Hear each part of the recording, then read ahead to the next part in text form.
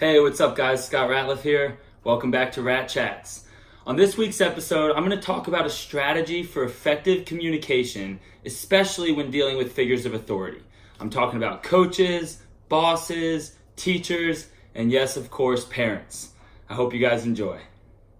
When taking feedback from others, it's important to remind yourself not to take things personally. When we take things personally, our natural instinct is to defend ourselves, which often can lead to arguments, or even worse, can lead to resentment towards the other person that we're communicating with.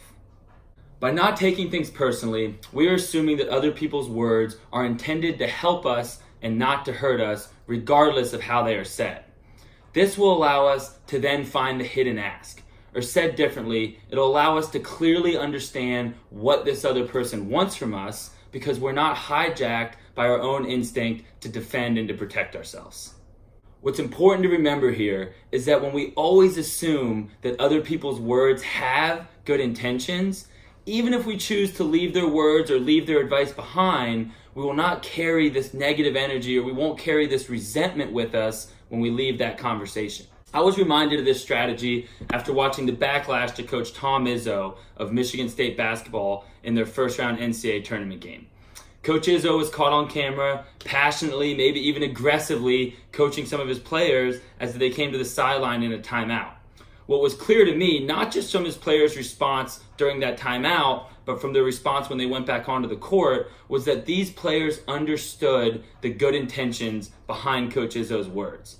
When you understand those good intentions, it allows you to not take that aggressive delivery style that he had to heart and to not take it personally. Instead, to listen to what he's saying, to find the hidden ask, to understand what he is asking of you or what he expects of them as they go back onto the court, and then to carry on with the rest of the game.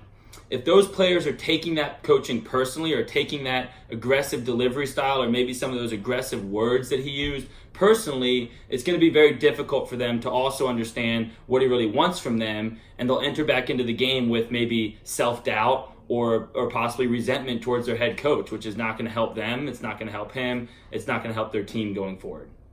When we make a habit of finding the good intentions, or more importantly, believing in the good intentions behind other people's words, it allows us to respond to those words and not respond to the delivery or the method in which they decided to share that with you. I appreciate you guys tuning in to this week's episode of Rat Chats. Remember to stay positive. I'll see you guys next week.